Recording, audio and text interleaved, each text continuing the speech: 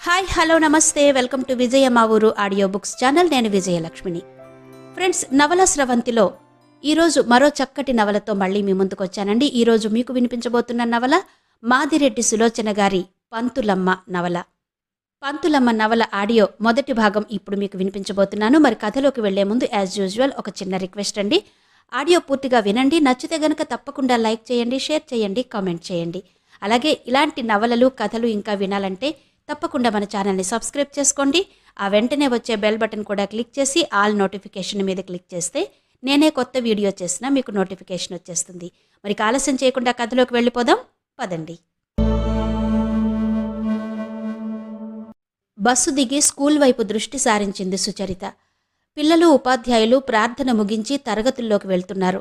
మనసంతా అదోలా అయింది. 9 కాకముందే ఇంటి వద్ద బయలుదేరి లేట్ మార్కు వేయించుకోవాలంటే సిగ్గుగా ఉంది. త్వరగా వెళ్లి అటెండెన్స్ రిజిస్టర్లో సంతకం చేసి తరగతికి వెళ్ళిపోయింది. పాఠశాలంతా కలియ తిరుగుతూ ప్రధాన ఉపాధ్యాయులు కనిపించారు. ఆయనకు విష్ చేసే ధైర్యం లేకపోయింది. ఉపాధ్యాయులందరూ ప్రార్థన వేళకు విధిగా ఉండాలంటారాయన. కానీ తనేం చేయగలదు? రాజధానిలో బస్సుల ప్రయాణం గురించి రాస్తే ఓ భారతం అవుతుంది. ఒకరోజు బిఫోర్ టైం అంటూ మధ్యదారిలో ఆపుతారు. ఇంకో రోజు స్టాపుకు దూరంగా తీసుకుపోయి ఆపుతారు. ఇవి రెండూ లేనినాడు బస్సు దానంతటదే ఫెయిల్ అవుతుంది. కండక్టర్లకు డబ్బులిచ్చి టిక్కెట్ అడగకూడదు. అడిగితే ఆ మనిషి స్టేజ్ దగ్గర కనిపిస్తే చాలు, బస్సును ఆపరు. అందరూ అలాగే ఉంటారని కాదు. క్లాస్కెళ్ళి అటెండెన్స్ తీసుకుంటోంది సుచరిత. క్లాసులో మాత్రం 2 అమ్మాయిలు, మిగతా అందరూ అబ్బాయిలు. మగపిల్లలంతా చేరి ఈ ఉన్న 2 ఆడపిల్లలకు ఓ ప్రత్యేకత ఏర్పరుస్తారు. చివర్లో జయ అంది సుచరిత. Present madam. పుష్ప జవాబు రాలేదు. రెట్టించి తలెత్తింది. జయ తనను పుష్ప విషయం అడుగుతుందనుకుని లేచి నిలబడింది. నాకు తెలియదు మేడం అన్నది. మూల కూర్చున్న ఓ విద్యార్థి లేచి, నాకు తెలుసు మేడం, ఈరోజు పుష్పకు పెళ్లి చూపులు. వాళ్ల నాయనమ్మ మా నాయనమ్మతో చెప్పింది అన్నాడు. క్లాస్ అంతా గొల్లున నవ్వింది. సైలెన్స్! డస్టర్తో బల్లను టకటకలాడించింది సుచరిత. విద్యార్థులు యథావిధిగా కూర్చున్నారు. అడగని విషయాలు చెప్పొద్దు. పుష్ప ఎందుకు రాలేదని నేను అడిగానా? ఆ కుర్రాడి వంక తీక్షణగా చూసింది. సారీ, సిగ్గుతో తలంచుకున్నాడు ఆ అబ్బాయి. ఇక సంభాషణ పొడిగించకుండా పాఠం తీసింది. నిన్నటి పాఠంలో కొన్ని ప్రశ్నలు అడుగుతాను, జవాబు చెప్పగలరా? ఎస్ 10 కంఠాలు పలికాయి. ధర్మములు ఆమ్లములేమిటి? విద్యార్థులు తెల్లబోయారా ప్రశ్నకు.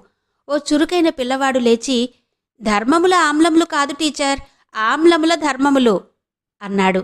తన పరధ్యాసకు సిగ్గుపడింది సుచరిత. సర్దుకొని, సారీ, ఆమ్లముల ధర్మములు చెప్పు. వెనక బెంచీలో కూర్చుండే ఓ అబ్బాయిని లేపింది. తెల్లగా పొడిగా ఉండును, ఉప్పగా ఉండును, గాలిలోని తేమను పీల్చుకోగలిగి ఉండును అంటూ చెప్పుకుపోతున్నాడా అబ్బాయి. Very good, SIT down. అయ్యో టీచర్, వాడు లవణముల లక్షణాలు చెప్పాడండి. ఇంకో అబ్బాయి లేచి చెప్పాడు. సుచరితకు మతిపోయింది. ఇదేంటి? తనకు తెలియకుండా ఈ పరధ్యాస తన్నెలా ఆవరించింది?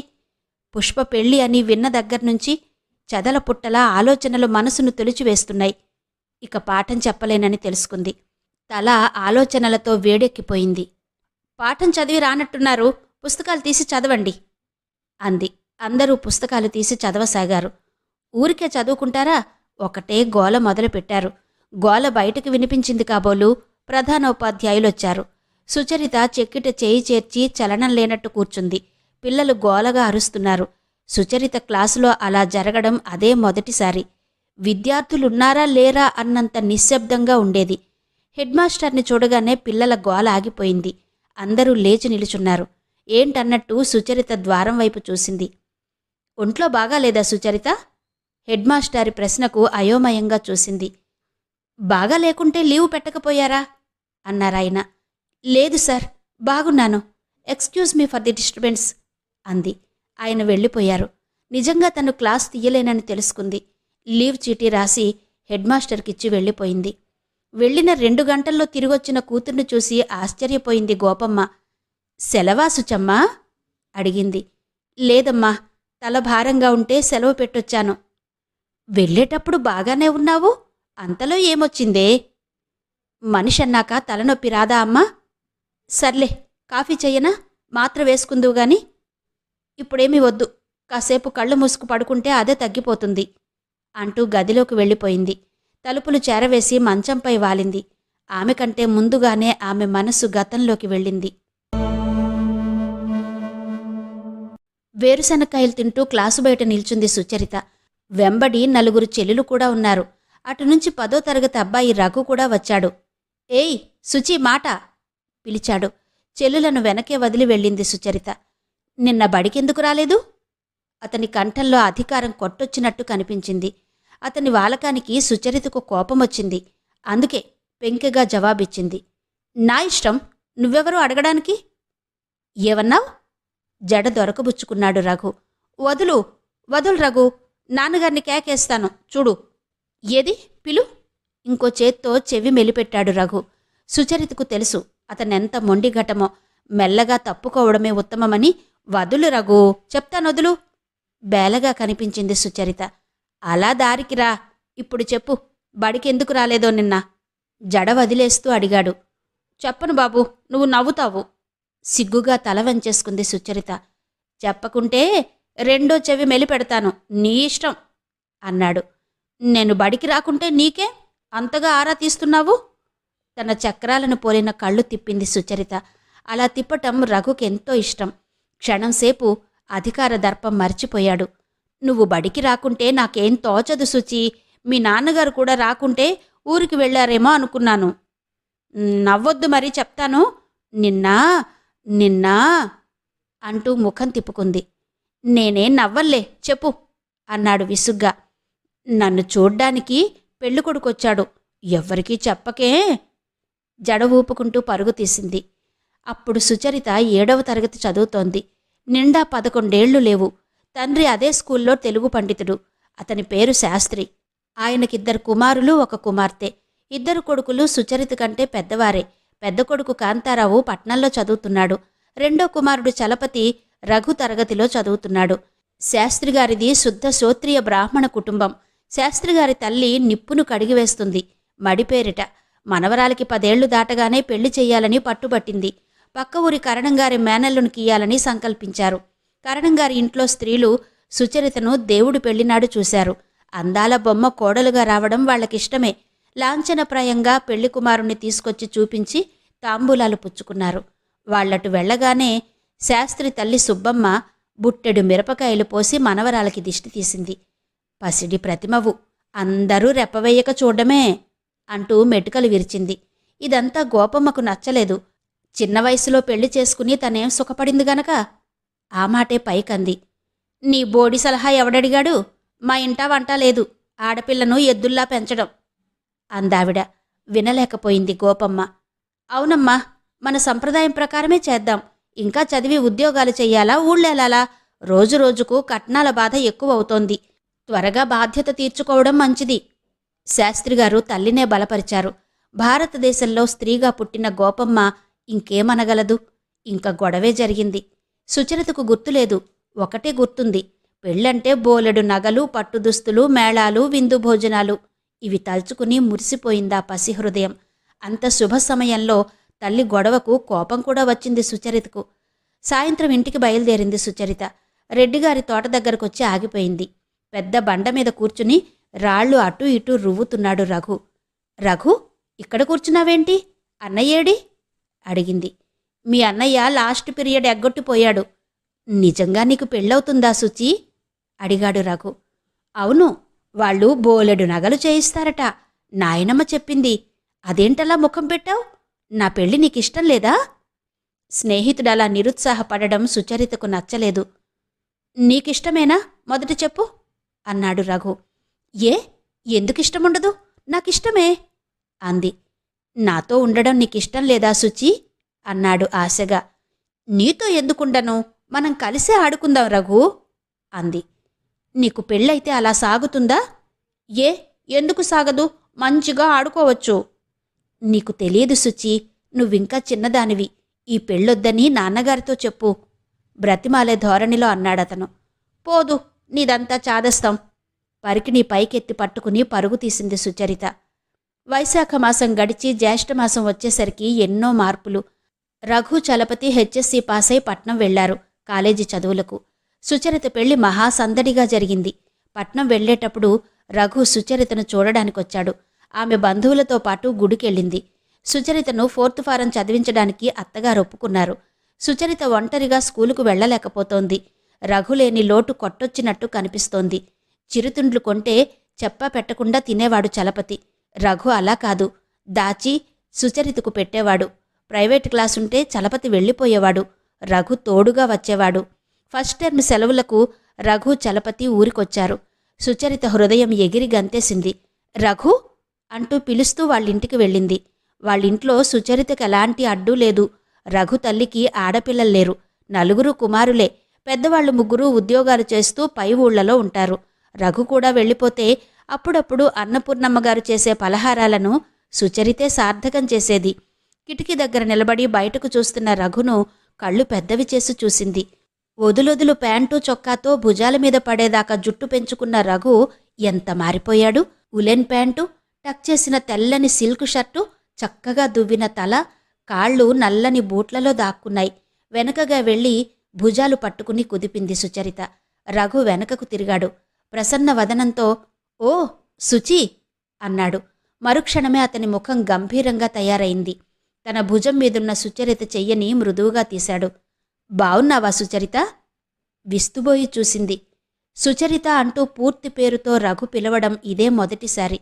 శారీరకంగానే కాక మానసికంగా కూడా రఘు ఎదిగిపోయాడని సుచరితకేం తెలుసు? "ఏంటలా చూస్తావు? రా కూర్చో." ఈ మర్యాదకు మరీ విస్తుపోయింది. "ఇక్కడ కూర్చుంటే ఏం తోస్తుంది? తోటలోకి వెళ్దాం పద. నువ్వు లేకుంటే నాకు ఏమీ తోచటం లేదు రఘు. నాకు తోడు ఎవ్వరూ లేరు." అతని చేతులు పట్టుకుని లాగింది. రఘు తీక్షణంగా చూశాడు. "ఇంకా మనం పసిపిల్లలమా? పెళ్ళయిన అమ్మాయివి. కుదురుగా ఉండాలి. ఇలా పరాయి వాళ్ల చేతులు పట్టుకోవద్దు" అన్నాడు. ఈ తిరస్కృతి సుచరిత భరించలేకపోయింది. రఘుకు గర్వం అనుకుని గిరుక్కున వెనుతిరిగింది. "సుచరిత, ఇదిగో మైసూర్పాకు. తీసుకెళ్ళి రఘుకు పెట్టి నువ్వు తీసుకో" అంటూ అన్నపూర్ణమ్మ పిలిచింది. "నాకేం వద్దు, అంతా నీ కొడుకు పెట్టుకో." పరుగెత్తుకుంటూ వెళ్ళిపోయింది సుచరిత. ఇంట్లో అడుగు పెట్టగానే సుబ్బమ్మ తారాజువ్వలా లేచింది. "ఏంటి నీ మిడిసిపాటు? మొగరాయుడల్లా ఇళ్లమ్మట తిరుగుతావా? మళ్ళీ ఇల్లు కదులు, కాళ్ళు విరగ్గొడతాను." కన్నీరు కుక్కుకుంటూ తల్లి దగ్గరకు పోయింది సుచరిత. తను పెద్దదయిందా? ఆ మాటే రఘు అన్నాడు. రఘును చూస్తే తనకెందుకో అంత ఆనందం. కళ్ళు మూసినా కళ్ళు తెరిచినా మారిపోయిన రఘు రూపమే ప్రత్యక్షం కాసాగింది. సుచరిత 10వ క్లాసుకు రావడం, వ్యక్తురాలు కావడం ఒకేసారి జరిగాయి. అప్పటి వరకు ఎటూ తేల్చక ఆపదలచిన చదువు ఇక ఆగిపోయింది. సుచరిత అత్తగారి వైపు వారొచ్చి వేడుకలు జరిపారు. ఊరందరినీ పేరంటానికి పిలిచారు. రఘు తల్లి కూడా చీర రవిక తీసుకుని పేరంటానికొచ్చింది. చెణుకులతో చలోక్తులతో హాస్యంతో పేరంటం ముగిసింది. వికసించిన సుచరిత హృదయంలో ఏదో లోటు. ఆ లోటు ఊహించగలిగిందే కాని భర్తీ చేసుకునే అవకాశం దాటిపోయింది. "మీ నాన్నతో చెప్పు ఈ పెళ్లి వద్దని" అనే రఘు మాటలు చెవుల్లో గింగురుమనేవి. భర్త, అత్తగారిల్లు అనగానే భయం పుట్టుకొచ్చేది సుచరితకు.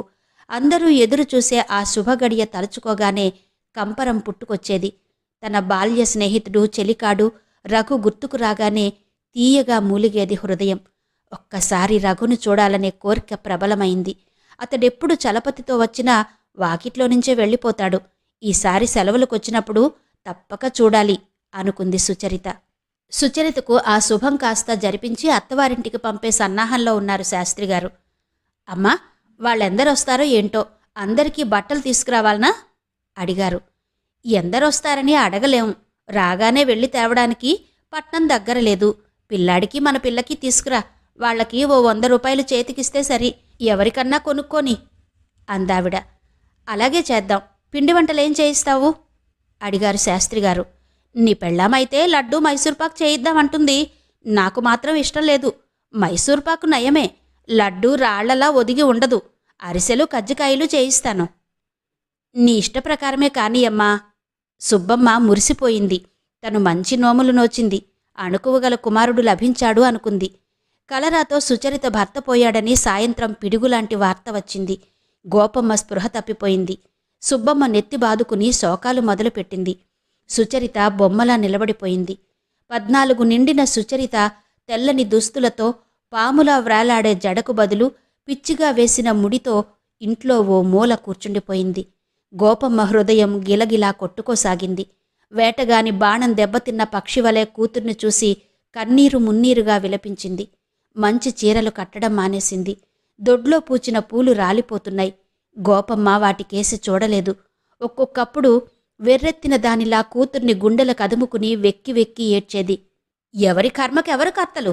నిండింట్లో ఈ శోకాలు అమంగళాలు ఎందుకు? విసుక్కుంది సుబ్బమ్మ. జరగవలసిన అమంగళం జరిగిపోయింది. ఇంకేం మిగిలింది? 15 రాకుండానే నా తల్లికి అన్ని ముచ్చట్లు తీరాయి. ఇంకా మీకు తృప్తి లేదా? నాకు ఏడ్చే హక్కు కూడా లేదా? కఠినంగా జవాబిచ్చింది గోపమ్మ. సుబ్బమ్మ నిరుత్తరరాలయింది. కొడుకొచ్చే వరకు బిగబట్టుకుని కూర్చుంది కోపాన్ని. శాస్త్రి, నీ కూతురి తల నా వల్లే చెడిందట్రా? అయ్యో దేవుడా, నన్నెందుకు పిలవవు? అంటూ బుడిబుడి దీర్ఘాలు తీసింది. శాస్త్రి కోపంగా భార్య దగ్గరకొచ్చాడు. భార్యను చూసి తెల్లపోయాడు. అల్లుడు పోయిన దగ్గర్నుంచి భార్యను ఈరోజే పరీక్షగా చూశాడు. ఒకేసారి 25 పెరిగినట్టయింది. నీరసంగా రోగిష్టిలా తయారైంది. భర్త రాక గమనించి లేచింది గోపమ్మ. ఏం కావాలి? నిర్జీవంగా ఉందా పలకరింపు. ఏం లేదు, నువ్విలారా. ముక్కాలిపీట లాక్కుని కూర్చున్నాడు శాస్త్రి. గోపమ్మ వెళ్ళి కింద చతికిలబడింది. ఇటు చూడు, మరీ అంత దిగులు పడితే ఎలా? మన చేతుల్లో ఏముంది చెప్పు? విధి చేతుల్లో కీలుబొమ్మలం మనము. నువ్విలా ఉంటే చిట్టి తల్లి ఎంత బెంగ పెట్టుకుంటుందో ఆలోచించావా? ఆత్మీయుల ఓదార్పు దుఃఖాన్ని అధికం చేస్తుందంటారు. గోపమ్మ విషయంలో అది నిజమైంది. 2 చేతుల్లో ముఖం దాచుకుని బావురుమంది. ఊరుకోవే. శాస్త్రి గొంతు బొంగురుపోయింది. నెమ్మదిగా భార్య ముఖం మీద చేతులు తొలగించి తల నిమురుతూ కూర్చున్నాడు. గోపమ్మ గోడకు జరిగి కూర్చుంది. కన్నీరు ఒత్తుకుంది. అది ఇంట్లో మోడులా తిరుగుతుంటే ఎలా భరించేది? దాని ముందు గతేంటి? అబ్బాయిలిద్దరూ ఇంతవరకు రాలేదు. చిన్నపిల్లలు, వాళ్లతో ఏంటి? మనం లేము అన్నాడు శాస్త్రి. ఉన్నాము. అది బ్రతికున్నంతకాలము ఉండంగా. అప్సరకన్యలా ఉండే నా తల్లి అలా కృంగిపోతుంటే ఎలా బ్రతికేది? నుదురు కొట్టుకుంది గోపమ్మ. నన్నేం చెయ్యమంటావు? నీ మాటకెప్పుడూ విలువ ఇవ్వలేదు. చిట్టి తల్లి విషయం నువ్వేం చెప్పినా చేస్తాను. నాకు మాత్రం బాధ లేదా? నువ్వే నయం. ఏడ్చి నీ బాధ కొంతవరకు తేలిక చేసుకుంటావు. నేను నాలోనే కృంగిపోతున్నాను. చెప్పు, చిట్టి తల్లి భవిష్యత్తు కొరకు నన్నేం చెయ్యమంటావు? అన్నాడు శాస్త్రి. గోపమ్మ భర్త కళ్లలోకి సూటిగా చూసింది. భరించలేని ఆవేదనను కురిపిస్తున్నాయా కళ్ళు. ప్రస్తుతం చదివించాలి. ఆ వ్యాపకంలో పడి దుఃఖాన్ని మర్చిపోతుందేమో. ముందు ముందు దాని బ్రతుకు తెరువవుతుంది కూడాను. గోపమ్మ సలహా ఇచ్చింది. గోపమ్మ సలహా శాస్త్రికి నచ్చింది. కుమారుల గుణగణాలు తెలుసు. అందుకే కూతురు చదువు విషయంలో ఏమీ అభ్యంతరం చెప్పలేదు. ట్యూషన్ ఏర్పాటు చేస్తాను. ప్రైవేటుగా మెట్రిక్ చదువుతుంది. వీలుంటే పై చదువులు చదివిద్దాం అంటూ అనుకున్నట్టే ఏర్పాటు చేశారాయన. నడివయస్సు దాటిన దంపతుల మనసులు కూతురి వల్ల దగ్గర చేరాయి. శాస్త్రికి కుమారుల ఎడల ఉదాసీనత పెరగసాగింది. కొందరు పిల్లలు తోబుట్టువులను ప్రేమగా ప్రాణంగా చూస్తారు. అలా చూడకపోతే మానే వీళ్ళు అడ్డుపుల్లలు వేయడం మొదలుపెట్టారు. దానికిప్పుడు చదివెందుకు? గుప్పడి మెతుకులు పెట్టలేమా? మన జాతుల వాళ్ళు నవ్వరా? పెద్ద కొడుకు ఆలోచన వేరుగా ఉంది. భార్య కాపురానికొచ్చింది. పిల్లాపీచు లేకపోయినా భార్య ఎప్పుడూ నీరసంగా ఉంటుంది. సుచరితను తీసుకెళ్తే కొంత సహాయంగా ఉంటుంది అనుకున్నాడతను. నేను ఆ మాటే అన్నాను నాయనా. నా మాట ఎవరు వింటారు? కళ్ళొత్తుకుంది సుబ్బమ్మ. ఇన్నేళ్ల తర్వాత కుమారుడు తన మాట నిర్లక్ష్యం చేయడం సహించలేకపోయింది. గుప్పెడు మెతుకులతో జీవితాలు వెళ్లమారవు కాంతారావు. శాస్త్రి నొక్కి పలికాడు. దానికి ఆస్తి రాదా? 4 పెద్దలతో దాని మామగారి దగ్గరికి వెళ్లమంటే వినర్రా నాయనా కాంతి. సుబ్బమ్మ బాధ సుబ్బమ్మది. అవునాన్నా, ఎందుకు వెళ్లరు అన్నాడు కాంతారావు. శాస్త్రికి మండిపోయింది. ఎందుకు వెళ్లరు? నేనే వెళ్లాలా? నువ్వెళ్లరాదు? మీ పిల్ల పాదమహిమే మా అబ్బాయి పోవడానికి అని కూసిన వాళ్ళింటికి ఏ ముఖంతో వెళ్ళాలి అన్నాడు శాస్త్రి. బాగుంది. డబ్బు విషయంలో అభిమానాలు పెంచుకుంటే ఎలా? ఎవడికోసం ఇస్తారు? కోర్టు లేదా? కోర్టు నాకక్కర్లేదు. నా బిడ్డకు ఒకరి వద్ద దేవురించి పెట్టే గతి రాలేదు. మిమ్మల్ని దేవురించే గతి రానివ్వను అన్నాడు శాస్త్రి. కాంతారావుకు కోపం ముంచుకొచ్చింది. సుబ్బమ్మను తీసుకుని వెళ్ళిపోయాడు. నాన్నా, నేను 2nd క్లాస్లో పాసయ్యాను నవ్వుతూ వచ్చింది సుచరిత. ఇన్నాళ్ల తర్వాత ఆమె ముఖంలో నవ్వు వెలిసింది. కూతుర్ని దగ్గరకు తీసుకున్నాడు శాస్త్రి. చాలా సంతోషం తల్లి, కాలేజీలో చేరు అన్నారు ప్రసన్నవదనంతో. గోపమ్మ సంబరంగా చూసింది. సుచరిత ఉత్సాహంగా తన గదిలోకి వెళ్ళింది. ఏవండి, విన్నావుటే, సుచి పాసయింది అన్నారు. అది పాసయింది తెలుసు, కాని మీ ఆరోగ్యం జాగ్రత్తగా చూసుకోండి. ఒక్కసారి డాక్టర్ దగ్గరికి వెళ్ళకూడదు అందావిడ. నాకేం లేదులేవే అన్నారాయన క్లుప్తంగా. శాస్త్రిగారి ఆరోగ్యం దినదినానికి క్షీణించసాగింది. వికసించిన పుష్పంలా ఇంట్లో తిరిగే కూతుర్ను చూసినప్పుడు గుండెల్లో చురకత్తి దిగేదాయనకు. అకస్మాత్తుగా ఒకరోజు సగం పొలం బేరం పెట్టారు. అదమ్మితే వచ్చిన డబ్బు, ప్రావిడెంట్ ఫండ్ ఇచ్చిన డబ్బు తీసుకెళ్లి హైదరాబాద్లో మేడ కొన్నారు. కూతురికి సగం, మిగతా సగం కుమారులిద్దరికీ రాసి రిజిస్టర్ చేయించారు. కాంతారావు, చలపతి కారాలు మిరియాలు నూరారు. కాని ఏం చెయ్యలేకపోయారు. కొంతకాలానికి సుచరిత పేరు కలవరిస్తూనే మరణించాడు శాస్త్రిగారు. అప్పుడు రఘు వచ్చాడు.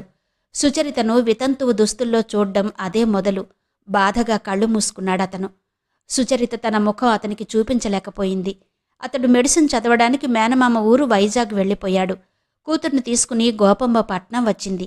ఎవరెన్ని అన్నా సుచరిత తల్లి ప్రోత్సాహంతో బీఎస్సీ బీఈడీ పూర్తి చేసింది. టీచర్గా ఉద్యోగంలో ప్రవేశించింది. కాంతారావు వచ్చినా ముభావంగా ఉండి వెళ్ళిపోయేవాడు. చలపతి మాత్రం మాట్లాడతాడు. సుచరిత సంపాదనలో కొంత తనకిస్తే బాగుండునని అతనికుంటుంది. ఇన్నాళ్ళు మనసులోనే ఉన్న రఘును చూడాలనే కోరిక ఈరోజు ఎందుకో తీవ్రమైంది. అతని గురించిన ఆలోచనలు మనసు నిండా నిండుకున్నాయి. ఎక్కడున్నాడో? డాక్టరై పెళ్లి చేసుకుని ఉండవచ్చు. పిల్లలు కూడా పుట్టి ఉండవచ్చు. సుచమ్మా, తలనొప్పి తగ్గిందా తల్లి? గోపమ్మ మాటలు సుచరిత ఆలోచనా స్రవంతిని చెడగొట్టాయి. తలెత్తి చూసింది. తలవైపు గోపమ్మ నిలబడి ఉంది. ఆమె కళ్ళు ఆందోళనగా ఉన్నాయి. లేచి కూర్చుంది సుచరిత. తగ్గిందమ్మా అంది. కాళ్ళు ముఖం కడుక్కో తల్లి, వేడివేడి కాఫీ చేసిస్తాను. తల్లి ముంగురులు సవరించి వెళ్ళిపోయింది గోపమ్మ. సుచరిత ఒళ్ళు విరుచుకుని లేచింది. స్కూల్లో అడుగుపెట్టగానే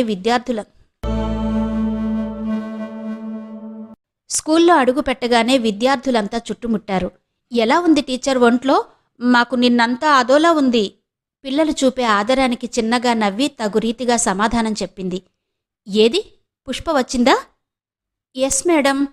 పుష్ప సిగ్గుగా ఇంకో పిల్ల వెనకాల దాక్కుంది. ప్రార్థన గంట వినబడడంతో పిల్లలు పరుగునాటు వెళ్ళిపోయారు. అటెండెన్స్ రిజిస్టర్లో సంతకం చేసి ప్రార్థన వేదిక వైపు వెళ్ళింది. Hello Sucharitha, how do you do? Head master గారు చిరునవ్వుతో పలకరించారు. I'm all right sir, thank you. Yes children, begin. Vande Mataram అంటూ ప్రార్థన ముగిసింది. సుచరిత పుష్పను ఒంటరిగా పిలిచింది. ఏం పుష్ప, పెళ్లి నిశ్చయమైందా? సిగ్గుపడింది పుష్ప. పర్వాలేదు చెప్పు, ఒప్పుకున్నారా? వాళ్ళు అమ్మా నాన్న ఒప్పుకున్నారండి. సాయంత్రం అన్నయ్య ఊరు నుండి వచ్చాడండి. అన్నయ్య ఇష్టపడలేదండి, అందర్నీ కేకలేశాడు చెప్పింది పుష్ప. సుచరితకు కాంతారావు, చలపతి మదిలో మెదిలి నిట్టూర్చింది. ఏంటి సుచరిత, నిన్న అకస్మాత్తుగా సెలవు పెట్టారు? తెలుగు టీచర్ శర్మగారు ప్రశ్నించారు. ఒంట్లో అంతగా బావుండలేదండి అంది సుచరిత. ఓహో, అదే అనుకున్నాను. హెడ్ మాస్టర్ గారు పర్టిక్యులర్గా అడుగుతుంటే నసుగుతూ వెళ్ళిపోయాడాయన. ఛీ, ఏం కుళ్ళు మనుషులరా బాబు అనుకుంది సుచరిత. 3వ పీరియడ్లో హోంవర్క్సు కరెక్ట్ చేసుకుంటూ కూర్చుంది. ఏవెలిన్, మరియమ్మ, లలిత వచ్చారు. మీకు క్లాసులు లేవా? ఆశ్చర్యంగా చూసింది సుచరిత. ఎందుకు లేవు?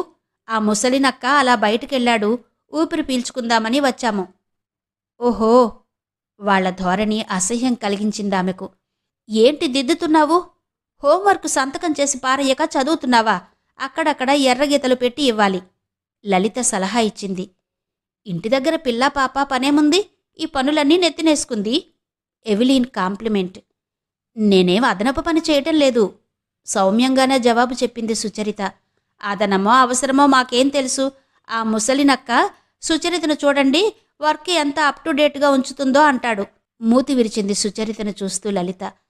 గవర్నమెంట్ ఇచ్చే జీతాలకు చేసే పని చాలెద్దు. ఎవరో పని పాట లేనివాడు చేస్తారని మనము చేస్తామా? ఆ ముసలాడు అలాగే వాగుతాడు మరి. వాడి దృష్టిలో సుచరిత, రమాదేవి, వెంకటరత్నం పనిచేసేవాళ్ళు. మనమంతా ఊరికే తిరిగేవాళ్లమును. మరియమ్మ విసురుగా వదిలింది బాణం. ఆ సంభాషణ సాగనివ్వద్దనుకుంది సుచరిత. ఎవరి పిచ్చివాళ్లకు ఆనందం. ఎవిలీన్ అన్నట్టు నాకింటి దగ్గర అంతగా పని ఉండదు, ఏదో చేస్తాను అంటూ శాంతంగా చెప్పింది. హెడ్ మాస్టర్ వస్తారేమోనని గుండె పీకుతూనే ఉంది. రోజూ చివాట్లు వినేవాళ్లకు అలవాటు. కాని ఒకరోజు పొరపాటున చిన్న హెచ్చరిక విన్నా సుచరిత సిగ్గుతో చితికిపోతుంది. వాళ్ల సంభాషణ సాగుతూనే ఉంది. బెల్లయింది. సుచరిత లేచింది, పుస్తకాలన్నీ కవర్లో పెడుతూ. వెళ్దూగాన్లెద్దూ, ముంచుకుపోయేదేమీ లేదు. మన బుర్ర తీసి వాళ్ల బుర్ర కతికించినా వాళ్లకు చదువు సక్రమంగా రాదు. సుచరితని ఆపాలని చూసింది లలిత. ఈసారి సుచరితకు కోపం ముంచుకొచ్చింది. మరీ అంత అన్యాయంగా మాట్లాడుకు లలిత. వాళ్లకొచ్చేది రానిది తర్వాత సంగతి. మన విధి మనం నిర్వహించామన్న తృప్తి మిగిలితే చాలు అంటూ త్వరగా ఆ చోటు విడిచిపెట్టింది. పనితోనే తృప్తిపడు. వెనక నుండి ఎవిలీన్ వెటకారం చేసింది. విననట్టే సాగిపోయింది సుచరిత. ఇంటర్వెల్ వరకు ఈ సభ సాగుతూనే ఉంది. 6వ పీరియడ్లో నోటీస్ తెచ్చాడు ప్యూన్. చదివి సంతకం చేసింది సుచరిత. ఆఖరి పీరియడ్లో స్టాఫ్ మీటింగ్ అని. అందరూ 7th క్లాస్ రూంలో సమావేశమయ్యారు. హెడ్ మాస్టర్ రాగానే లేచి విష్ చేసి కూర్చున్నారు. Ladies and gentlemen, I wanted to say something.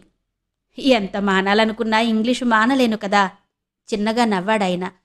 అనివార్య కారణాల వలన ఈ సమావేశం ఏర్పాటు చేయాల్సి వచ్చింది. మనము చేసే ప్రతి పని ఇంకొకరి మెప్పు కొరకు కాదు, మన ఆత్మ సంతృప్తి కొరకని గుర్తించాలి. అసలు విషయానికొచ్చేద్దాం. ఈరోజు 2nd పీరియడ్ తర్వాత 10 నిమిషాలు బయటకు వెళ్ళి వచ్చాను. వచ్చి చూద్దును గదా, 4 క్లాసులు టీచర్స్ లేకుండా ఉన్నాయి. విద్యార్థులు గోలగోలగా అరుస్తున్నారు. వాళ్ళెవరో నేనెరుగుదును.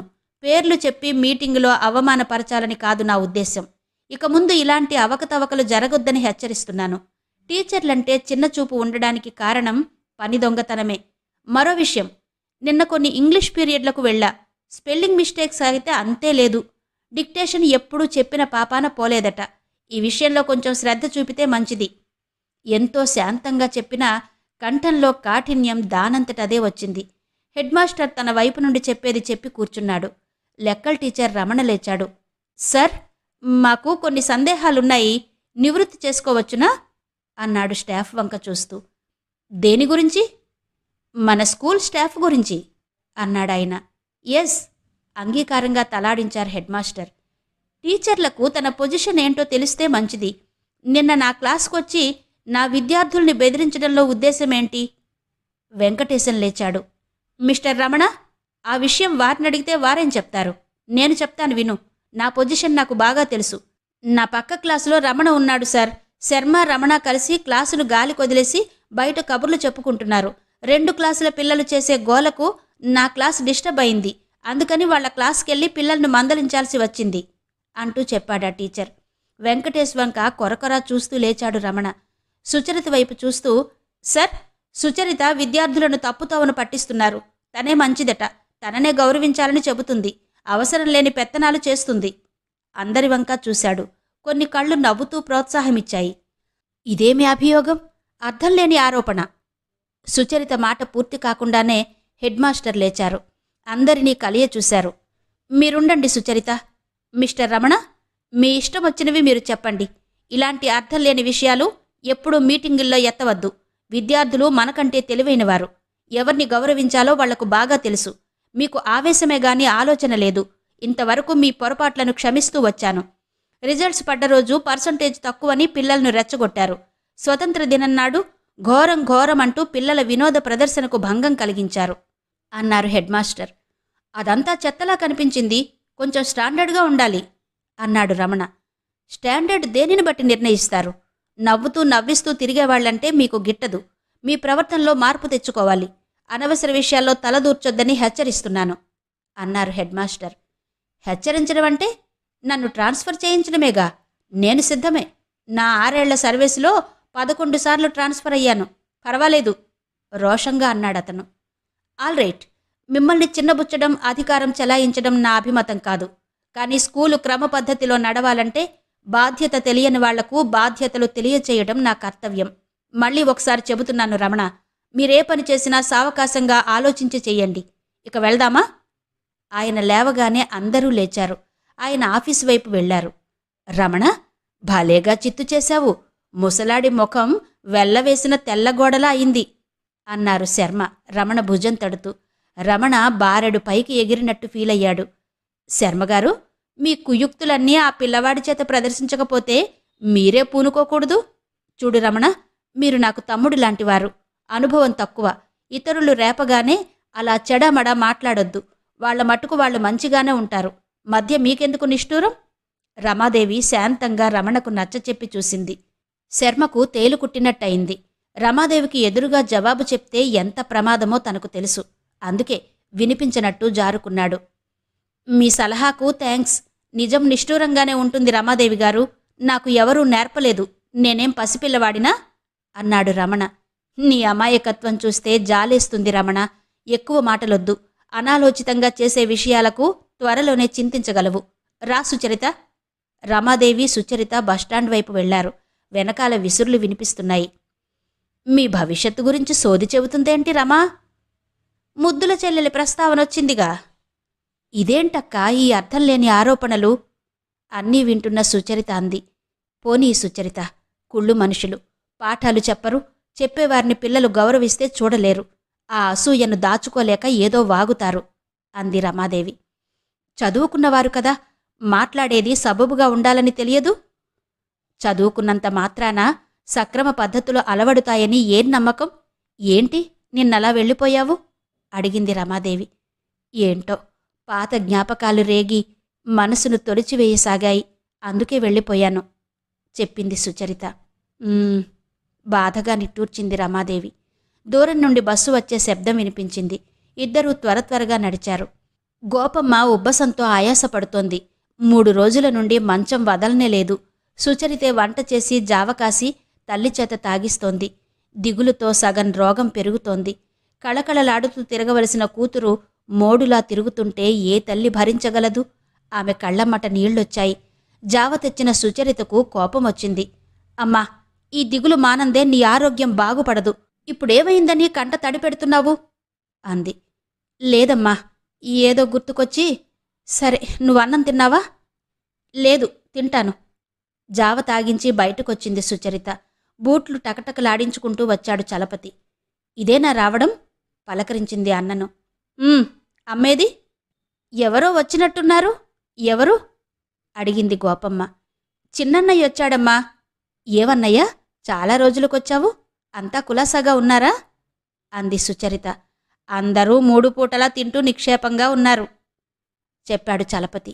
వదినను తీసుకురాలేదే? దానికి ఒంట్లో బావుండడం లేదు. 3 పూటలు తింటోందని ఇప్పుడేగా అన్నావు.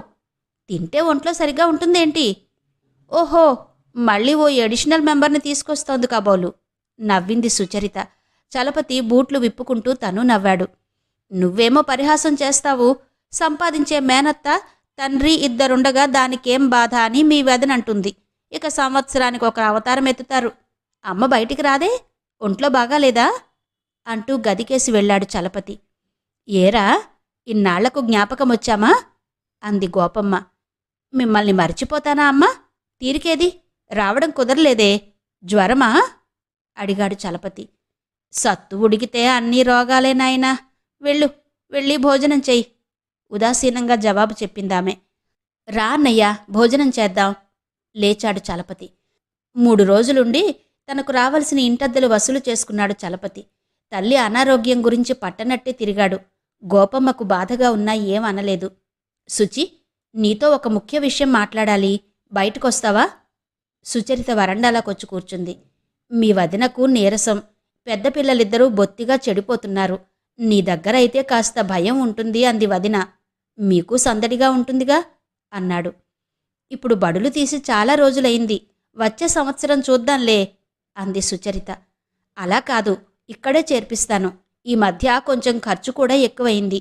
పోయిన నెల పాపకు జబ్బు చేసింది. మీ వదినకు మందులు కొనని నెల లేదు. డబ్బు చాలక మీ వదిన గొలుసు బ్యాంకులో పెట్టి అప్పు తీసుకొచ్చాను. అది విడిపించాలంటే కుదరడం లేదు. ఓ 200-300 సర్దగలవా అడిగాడు. సుచరిత తెల్లబోయింది. నా దగ్గర అంత డబ్బెక్కడుందన్నయ్యా? జీతంలో నెలకో 25-20 మిగిలితే 10 రోజుల నుండి ఇదిగో ఈ మందులకే సరిపోతున్నాయి అంది. అన్నయ్య అమ్మకు డబ్బు పంపడం లేదా అడిగాడు. నువ్వెంత పంపుతున్నావో వాడు అంతే. పోవే, వాడికి నాకు పోలిక. వాడికెంతొస్తుందని? పోనీలే అన్నయ్యా, ఎవరూ పంపొద్దు. అమ్మ నాకేం బరువు కాదు చెప్పింది సుచరిత. ఓ 5 నిమిషాలు నిశ్శబ్దంగా గడిచాయి. ఓ సంగతి చెప్తాను, వింటావా సుచరిత? అడిగాడన్నగారు. చెప్పన్నయ్యా. మీ అత్తగారి వైపు వాళ్ళు నీ భాగమంతా మేస్తున్నారు.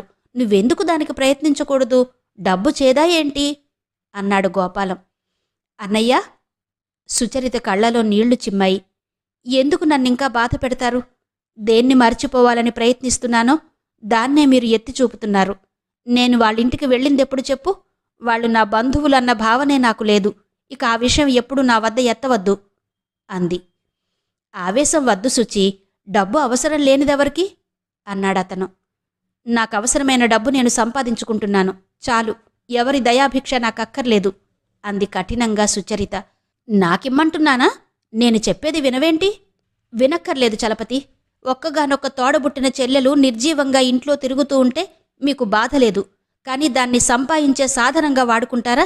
చిచి, మీలాంటి కొడుకులను కన్నందుకు నేను సిగ్గుపడాలిరా. గది గుమ్మంలో నిలబడి ఆవేశంగా ఊగిపోతోంది గోపమ్మ. అమ్మా, నువ్వెందుకు లేచొచ్చావు? నీ ఆరోగ్యం అసలే బాగాలేదు. సుచరిత వెళ్ళి తల్లిని పట్టుకుంది. నువ్వుండు తల్లి, అవసరమొస్తే తప్ప అమ్మా చెల్లి గుర్తుకు రారు కదరా. రేపు నేను చచ్చినా దాన్ని మీరేం చూస్తారు? మీ ప్రవర్తన చూస్తుంటే నాకు చావు కూడా తృప్తిగా రాదురా. ఆవేశంగా అరుస్తోంది గోపమ్మ. సుచరిత బలవంతంగా లోపలికి తీసుకెళ్ళింది. ఆ సాయంత్రం వెళ్ళిపోయాడు చలపతి. వెళ్లే వరకు ముభావంగా తిరిగాడు. గోపమ్మ కుమిలి కుమిలి ఏడ్చింది. తన కుమారులకిలాంటి పోలిక వచ్చిందేంటి? భర్తకు కూడా ఇంత స్వార్థం లేదు. ఇదంతా సుచరిత దురదృష్టమా? సుచరిత బ్రతుకే అంధకారమైంది. అనతి దూరంలో వెలుగురేఖ కనిపించడం లేదు. తను ఎక్కువ రోజులు బ్రతకదు. తరువాత సుచరిత ఎవరి వద్ద ఉంటుంది? ఒంటరిగా ఈ ప్రపంచంలో ఎలా జీవిస్తుంది? అది వాళ్లలా మగపిల్లాడే అయితే ఏ బాధ ఉండేది కాదు. అమ్మా, నువ్విలా దిగులు పడితే ఎలా? అన్నయ్యల ప్రవర్తన కొత్తదా? ఒక్కరోజులో ఎంత దిగజారిపోయావో చూడు అంది తల్లి గుండెలు రాస్తూ. పెద్దతనం కదూ, ఇంకెలా ఉంటాను తల్లి? పాలిపోయిన కూతురు చెక్కిళ్ళి నిమురుతూ అంది. స్కూలుకెళ్ళినా సుచరిత మనసు ఇంటివైపే ఉంది. ఏంటి సుచరిత అలా ఉన్నావ్? రమాదేవి పలకరించింది. ఆ, ఏం లేదక్కా అంటూ ఉలిక్కి పడింది సుచరిత. అంత పరధ్యాస ఎందుకు? అడిగింది రమాదేవి. అమ్మకు ఒంట్లో బావుండటం లేదు. ఇస్తున్న మందులు పనిచేయడం లేదు. రోజురోజుకు క్షీణించిపోతోంది. మరి మీ అన్నగారికి ఉత్తరం రాశావా? ఏం రాయను. మొన్ననే చిన్నన్న వచ్చి వెళ్ళాడు. పెద్దన్నయ్య రాసినా రాడు. అదో బాధ. సుచరిత కళ్ళు జలమయమయ్యాయి. ఇంత చిన్న విషయానికి దిగులు పడితే ఎలా? వయస్సు వచ్చినాక తొందరగా తగ్గదు. మంచి డాక్టర్ దగ్గరకు తీసుకెళ్దాం. నువ్విలా ఉంటే ఆమె మరీ దిగులు పడుతుంది చెప్పింది రమాదేవి. ఎప్పుడూ అదే దిగులక్క. నా గురించి దిగులు పడొద్దంటే వినదు. మనోవ్యాధికి మందులేం పని చేస్తాయి? నువ్వు మాత్రం ధైర్యంగా ఉండు రమాదేవి చెప్పి వెళ్ళిపోయింది. 8వ తరగతి ఇంగ్లీష్ కాంపోజిషన్ నోట్బుక్స్ తీసింది సుచరిత. ఒక్క స్పెల్లింగ్ కూడా సరిగ్గా లేదు. వాళ్లంతా మరియమ్మ ప్రమోట్ చేసిన విద్యార్థులు. పైగా తనకే ఇంగ్లీష్ వస్తుందని తెగ గర్వం ఆవిడకు. తెలుగు ఇంగ్లీష్ పాఠాలు కలిపి మాట్లాడడం సుచరితకిష్టముండదు. అది గమనించిన మరియమ్మ సుచరితకు ఇంగ్లీష్ రాదనుకుంటుంది. మరియమ్మ అజాగ్రత్త, గర్వము ఎరిగిన ప్రిన్సిపాల్ 8వ తరగతి సుచరితకిచ్చాడు. దాంతో మరియమ్మకు మరింత మండిపోయింది. 2 పేపర్లు దిద్దేసరికి తలప్రాణం తోక్కొచ్చింది సుచరితకు. మిగతా కొట్టివేసింది. బెల్ కాగానే నోట్బుక్స్ తీసుకుని క్లాస్కెళ్ళింది. ఎవరు వారికిచ్చింది. టీచర్, కౌ హ్యాజ్ 2 ఐస్ తప్పా అండి? ఓ విద్యార్థి లేచారు. 2 స్పెల్లింగ్ చెప్పు మొదట అంది సుచరిత. TO2 అన్నాడు వెంటనే. Is it correct? కాదు టీచర్, TWO2 అండి ఇంకో విద్యార్థి జవాబు చెప్పాడు. అవునండి తలొంచుకున్నాడా మొదటి కుర్రాడు. కాంపోజిషన్ బోర్డుపైన రాసింది సుచరిత. కొందరు పిల్లలకు కొన్ని పదాలు అర్థం కాకుంటే తెలుగులో చెప్పింది. చూడండి, చిన్న క్లాసుల్లో గ్రామటికల్ మిస్టేక్స్కి అంత ప్రాముఖ్యత ఇవ్వరు. స్పెల్లింగ్ మిస్టేక్స్ మాత్రం పర్టిక్యులర్గా చూస్తారు. పాఠాల్లో వచ్చే కఠినమైన పదాలన్నీ రఫ్ నోట్బుక్కుల్లో 10 సార్లు ఇంపోజిషన్ రాయండి అంటూ చెప్పింది. అలాగే టీచర్ ఏకకంఠంతో అంగీకరించారు పిల్లలు. గుడ్, టెక్స్ట్ బుక్స్ రీడింగ్ చూద్దాము. అది అంతంత మాత్రమే. క్లాస్ తనకిచ్చి 2 నెలలు. తనేం ఇంప్రూవ్ చేసినట్టు? మనసంతా అసంతృప్తి ఆవరించుకుంది. చికాగ్గా 3 చెవులు మెలేసింది. పిల్లలు గజగజలాడిపోయారు. రోజూ కొట్టే టీచర్లంటే అంత లక్ష్యముండదు. ఎప్పుడూ లేనిది సుచరిత చెయ్యి చేసుకుంటే వాళ్లకు భయమేసింది. రేపటి నుండి చదవకుండా క్లాసుకు రాము అని ప్రమాణం చేశారు. బెల్ కాగానే బయటకొచ్చింది సుచరిత. గుమ్మం దగ్గర ఎవిలీన్ నిలబడి ఉంది. ఏంటి సుచరిత అలా ఉన్నావు అడిగింది. ఏమీ లేదండి అని వెళ్ళబోయింది. మీరు ఇంగ్లీష్ క్లాసులో తెలుగులో అర్థాలు చెప్తారేంటండి అంది ఎవిలీన్. సుచరితకు చిర్రెత్తుకొచ్చింది. అయినా తన్ను తాను సంభాళించుకుంది. పొంచి ఉండి ఇతరుల పాఠం వినడం అంటే అసహ్యమేసింది. వాళ్లకర్థం కాదు, ఫౌండేషన్ బాగాలేదు చెప్పింది సుచరిత. అదేమో అలా చెప్పటం రూల్సుకు విరుద్ధం. మీరు ట్రైనింగ్ అయ్యారుగా. డైరెక్ట్ ఇండైరెక్ట్ మెథడ్స్ అని 2 రకాలు చెప్పింది ఎవిలీన్. ఇతరులు పాఠం చెబుతుంటే గుమ్మం దగ్గర నిలబడి వినడం రూల్సా ఎవిలీన్ గారు? అన్నీ రూల్స్ ప్రకారమే మాట్లాడాలంటే నన్ను విమర్శించే అధికారం నీకెక్కడిది? ఇక ముందు జాగ్రత్తగా ఉండండి కోపంగా జవాబు చెప్పింది సుచరిత. ఎవిలీన్ అవమానంతో ఊగిపోయింది. కనిపించిన వాళ్ళందరితో సుచరితకు టీచ్ చేయడం రాదని ప్రచారం మొదలుపెట్టింది. తను ఉచితంగా సలహా ఇవ్వబోతే తిట్టిందని కూడా చెప్పింది. లాస్ట్ పీరియడ్ పర్మిషన్ తీసుకుని ఇంటికొచ్చింది సుచరిత. గోపమ్మ ఆయాసంతో బాధపడుతోంది. అద్దెకున్న వాళ్ళ అబ్బాయిని పంపి డాక్టర్ని పిలిపించింది. ఆయన పరీక్ష చేసి జనరల్ హాస్పిటల్లో అడ్మిట్ చేయమని చెప్పాడు. ఊపిరితిత్తుల్లో నీరొచ్చిందని అనుమానంగా ఉందమ్మా.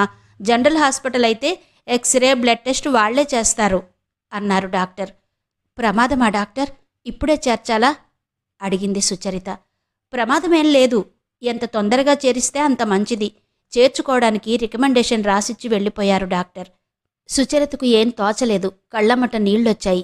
తల్లిని హాస్పిటల్లో చేర్చేదెలాగో ఆలోచించసాగింది. రమాదేవి, ఆమె భర్త మూర్తి వచ్చారు. రమాదేవి భుజం మీద తలవాల్చి వెక్కి వెక్కి ఏడ్చింది సుచరిత. ఛ, ఊరుకో, అమ్మకెలా ఉంది? తేరుకుని డాక్టర్ చెప్పిందంతా చెప్పింది సుచరిత. మూర్తిగారు వెళ్లి టాక్సీ తెచ్చారు. అందరూ వెళ్లి గోపమ్మను హాస్పిటల్లో చేర్పించారు. అసిస్టెంట్ సర్జన్ ఎక్స్రే తీస్తే గానీ ఏం చెప్పలేనని వెళ్ళిపోయాడు. నర్సుకేదో మందు ఇవ్వమని చెప్పాడు. మందు తెచ్చి నర్సు తాగించి వెళ్ళిపోయింది. రమాదేవి, మూర్తి ధైర్యం చెప్పి వెళ్ళిపోయారు. రాత్రి 10 దాటింది. గోపమ్మ ఆయాసం మరీ ఎక్కువయింది. పడుకోనంటుంది, కూర్చోలేనంటుంది. దిండ్లు ముందు పెట్టి దానికి చేరబెట్టి కూర్చోబెట్టింది. డాక్టర్ని పిలవమని నర్సులకు చెప్తే ఎవరూ వినిపించుకోలేదు. తనే డాక్టర్ని పిలవడానికి బయలుదేరింది. 2 వైపులా గదులున్నాయి. ఏ వైపు దాంట్లో ఆ వార్డు డాక్టరుంటాడో తెలియక అటూ ఇటూ చూస్తూ నిలబడింది. సుచి? సుచరిత ఉలిక్కిపడి చుట్టూ కలియ చూసింది. తనను స్వతంత్రంగా పిలిచేవారెవరు అనుకుంటూ చూసింది. ఎదురుగా మెడలో స్టెథోస్కోప్ తగిలించుకుని డాక్టర్. ఇంతవరకు మాదిరెడ్డి సులోచన గారి పంతులమ్మ నవల ఆడియో మొదటి భాగం విన్నారు కదా. మిగిలిన కథ తరువాతి భాగాల్లో వినిపిస్తాను. మరి ఈ ఆడియో మీద మీ కమెంట్స్ కోసం ఎదురు చూస్తూ నెక్స్ట్ ఎపిసోడ్తో మళ్ళీ మీ ముందుంటాను. అంతవరకు సెలవు. నమస్తే.